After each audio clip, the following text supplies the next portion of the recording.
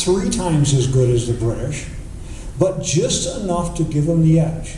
The winner in combat is often the force, the commander, the soldiers who can do it just a little bit better, and that's what they do. It gives them the ability to intervene and influence operations. Over and over and over in this campaign, British planners, British commanders will plan an operation, they'll start the operation and they'll just let it go. And they don't actually actively supervise and try to move it, make it conform to their desires once it starts to go wrong. The British often rely on the man on the spot. The guy right there is best positioned to make the decision. And while that sounds good initially, often the guy on the spot is overwhelmed with details. He's under fire. It's an emotional psychodrama for that guy. And frequently the man on the spot doesn't make the right decisions because of all these things that occlude or stop his decision cycles. Okay. I talk to my soldiers or my students about capabilities. Capability is there's capacity and capability, 2 military terms. Capacity means the degree to which you can do it. Capability means can you do it? And the Ottomans can do it. They have this enormous capability supremacy over the Brits at this particular point in the war. They can make operational decisions quickly.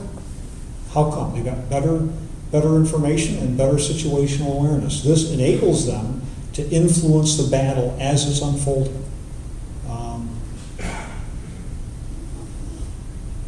I won't belabor that.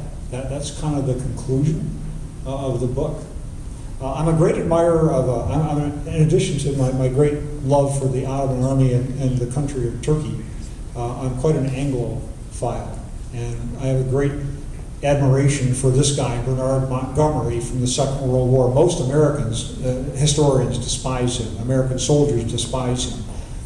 That camouflages the fact that he's a tremendously talented military planner, tremendously talented military professional, who had some difficult campaigns and battles. He won most of them. He makes some bad mistakes, but he uses this term grip. If you read Montgomery's memoirs, if you read the biography the classic biography by Nigel Hamilton, Montgomery's papers constantly use this word grip. Commanders need to maintain grip. By that, it's a loose term. It's not a doctrinal term. You won't find this in a military manual. Grip means your ability to make the battle conform to your plan. Make the battle conform to your wishes. Make the enemy do what you want him to do.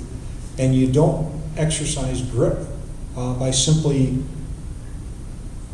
writing a plan and letting it go. You exercise grip by monitoring, enforcing, and constantly making sure that the plan is on track.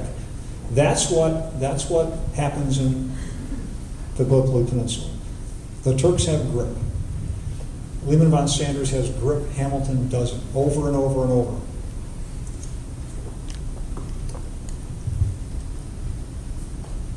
That's what the book looks like. I'm going to come back to this in just a second. That pretty much concludes the presentation of this particular book. On Monday, I'm talking at the U.S. Capitol Visitor Center at 12:30 on May 4th at the invitation of the Turkish Embassy, and the title of that lecture is Çanakkale Gallipoli. Çanakkale Savaş is, as you know, the Turkish battle nomenclature of this campaign. For the British, it's the Gallipoli campaign. From a place of encounter to a place of reconciliation. So it's a little bit about what I just talked about, but it's more about the soldier experiences. It's more about how this place of encounter in 1915, by 2015, becomes a place of reconciliation. Just to throw just a couple slides up here about that lecture. Gallipoli is different. It's the last 19th century campaign. It's not about 250,000 people in France with 4,000 artillery pieces in 20 days shooting 500,000 artillery rounds at each other. This is a battle, this is a campaign of individuals. There's granularity there in terms of who these people are. So Gallipoli is not like France. It's all about individuals. We can see individuals. We know about Simpson, we know about Corporal Sahi, and there are all these people who come into focus in this campaign.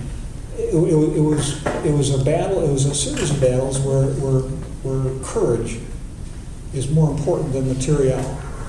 The phrase from the Western Front is material Schlacht, a battle of material. This is not that kind of a thing. This is a much more lower resolution. Verdun goes on 9 months. This is also a 9-month campaign, but it's episodic. There are places in Verdun where they shell constantly for periods of up to 80 days. Shelling here goes on for 1 or 2 days, they're done. Then they don't get shelled again for another 3 weeks. One of my other great heroes is, in addition to Montgomery, is his opponent, Erwin Rommel. And he talks about Krieg ohne Hass, the idea of war without hate. Gallipoli is this kind of a place. Gallipoli is a place where soldiers respect each other. The British go into this with a contempt for the Turks, 10-1 kind of a thing. But within a few days, they recognize the Turks are good soldiers, and they fight a clean war. They if you're captured, you'll be well treated. They don't shoot prisoners. They have the Anzac Armistice, where there are so many dead bodies after the 19 May assault out in no man's land that they call a halt to the fighting. They go out, they bury the dead on a 12-hour truce and go back to fighting. So one of the interesting things about Gallipoli is for me as a historian, is it typical of World War I? It really is not. It's not typical of World War I. It's more typical of the battles of the American Civil War, of the battles of the Russo-Japanese War, some of the earlier fights in history. That's kind of what I'll be talking about on the 4th. So with that, thank you. I'm finished, and take questions if you have any.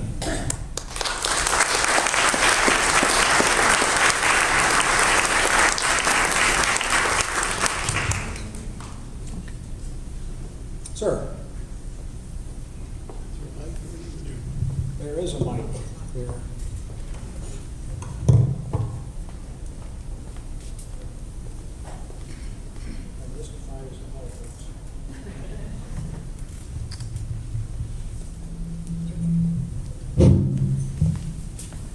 You focused on the operational side.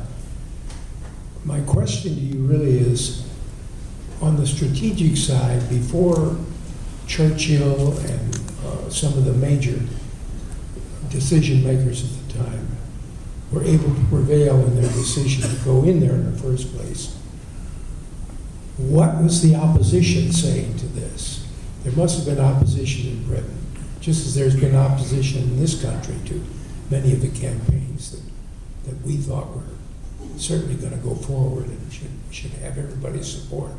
But there must have been a lot of opposition in Britain to this one as well.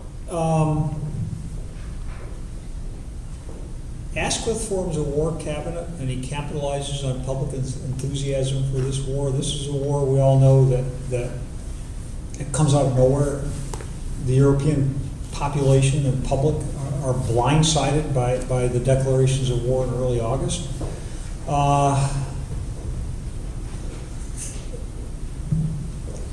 Opposition to the war tends to be splinter groups of socialist organizations. There's not a lot of opposition to the war. It's one of these remarkable things where common sense populations leaders should have stood back and said, what are we doing? We're going to war for no particular reason. We don't have war objectives. Britain has no war objectives other than to maintain the status quo, the balance of power. They're not prepared for this war on land. They are well prepared at sea. They think it will be a short war. All the planners think that for no other reason we'll run out of ammunition after 6 months. Casualties will be so horrific after 6 months, or alternatively, our plans will succeed after 6 weeks. They're all wrong. But there's not much opposition in Britain to actually fighting the war. Churchill has the main problem the War Cabinet has is not selling the war to the British public. The main problem for the War Cabinet is trying to decide where to prioritize British effort. So that's what I think. Yes. Right. I think the microphone's coming around.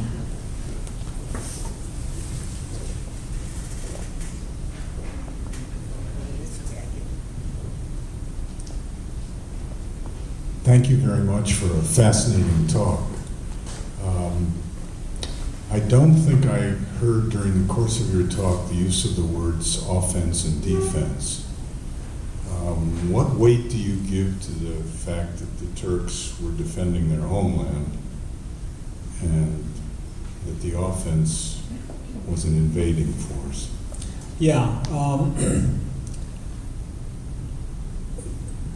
The power of the defense. Clausewitz, the great military philosopher, talks about the stronger form of war is the defense, especially if you're fighting on your home ground, because the enemy then becomes easy to paint as an aggressive invader, and that's certainly true. That's a morale factor that helps Ottoman units have become very combat effective.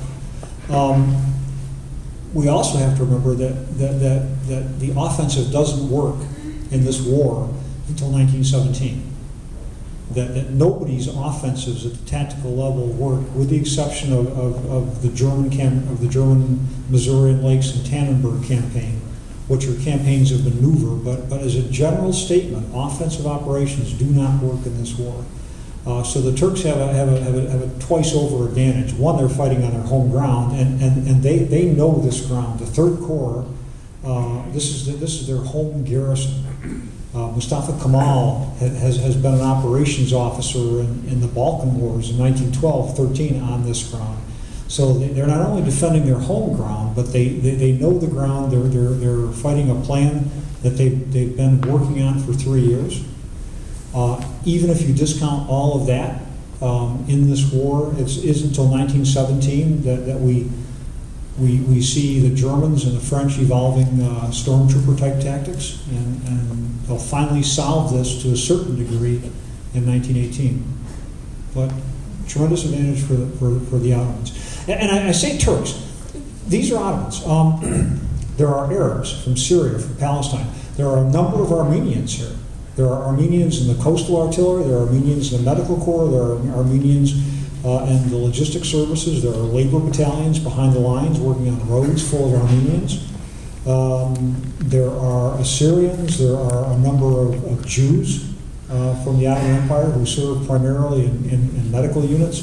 So when I use the word Turks, it's really the wrong term. This is a multi-ethnic Ottoman army comprised of all the people of the empire who all fight surprisingly well, given that some of them have ethnic agendas that are opposite that of the empire.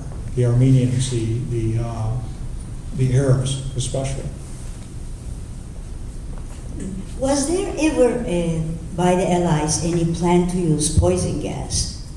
Because it is said that there were intentions, but somewhat it didn't go. They didn't use it. Yeah,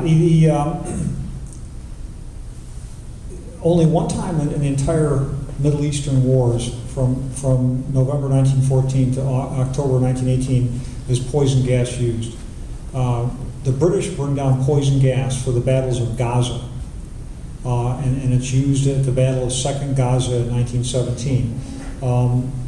And long story short, the Turks aren't even aware that the British have released it.